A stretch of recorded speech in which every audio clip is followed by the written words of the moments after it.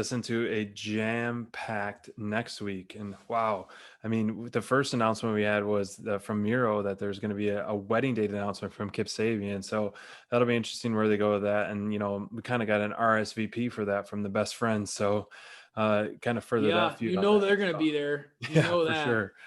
Yeah, and I think that this show is shaping next week's show is shaping up very differently than this week. Hmm. This week's show was polarizing in the sense that the wrestling content wasn't necessarily what we're used to on Dynamite, Hmm. but it had a lot of great segments. This upcoming week, next week, I think is going to get back to basics. You do have that Kip Sabian wedding segment that was announced, but the rest of the show is really built around in-ring action, and I think that Hmm. wrestling fans, AEW, got to be excited about that. Dustin Rhodes going up against Evil Uno, again, playing off that continuity of the long-term storytelling. What is going to happen here with the Dark Order? Are they finally going to get a W? What's going to happen with their courtship of Hangman Page and Dustin Rhodes? Where is this all going? I'm excited to see what's in store for us next week on that one. Yeah, and you have the tag team champions, Young Bucks, going against the newly undefeated Acclaimed, and that'll be an interesting, story to tell where they go with that one for sure. Another fresh green team with the Acclaimed getting that upset on SCU this week was very interesting.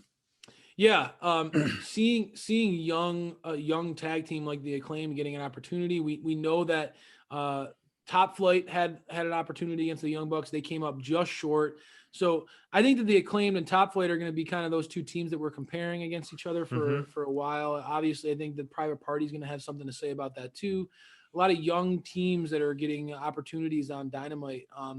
This one, honestly, yes, the Acclaimed are getting a world championship match against the Young Bucks, but arguably Top Flight going against MJF and Chris Jericho is every bit the opportunity that the Acclaimed is getting. And that is an opportunity and a showcase for Top Flight to get in the ring with two of the very best that AEW has to offer. And quite honestly, if you look at the history of wrestling over the last 40 years or so, you have two of the best heels in wrestling going against Top Flight. So I really, really like where they're going with that. I think that match could potentially be a show stealer.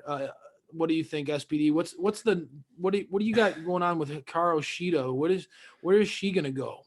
It just almost, it's hard to say anything right off the bat because just when you say someone in action, that just tells me it's a quick squash match with some kind of repeat segment with, Abaddon coming out and it's kind of scaring her like they did on Dark. So, I mean, it'll be nice to see her, the AEW Women's Championship in action.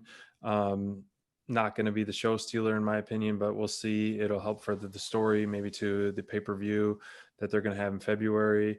Revolution. Maybe that's where they're going to have the title match. But I am really looking forward to Jurassic Express being back on Dynamite versus Colt Cabana, and we got Dark Orders 5 and 10 versus that. So I'm ready for some Luchasaurus for sure.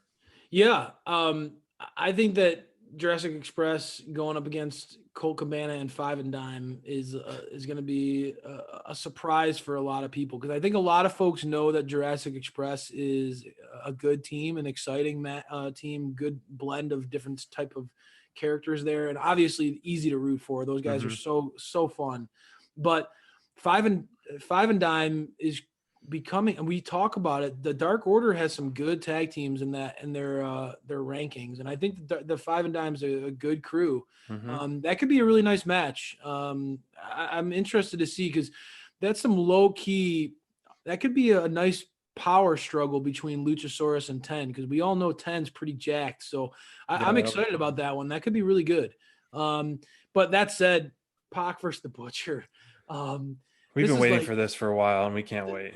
this is like Christmas for me, brother. I'm so, it's so fitting that this show is happening when it's happening because to see my favorite wrestler in the world, Pac, going against a guy who I've come to really love over the course of this year, Butcher and the Blade have really been.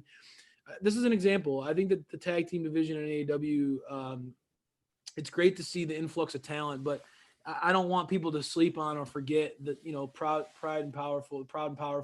You got Butcher and the Blade. You got a lot of teams here that have established themselves. TH2, and so over the course of the last year here, I've been really appreciating the tag division. And with that, Butcher has become to me, one of the standouts. A guy who has it all, the look, the presentation. I love the entrance that Butcher and the Blade and the Bunny have. That's just an awesome vibe. And the guy, when we talk about a physical match, SPD, this match, Butcher versus Pac, that one's going to be a beating. That's going to be I a can't hell of a wait. back and forth. Both guys they can give punishment and take it just as good as anybody in wrestling. So I can't wait for that one. I think that next week's show is going to be so stacked. I think it's going to be a move up in the right direction.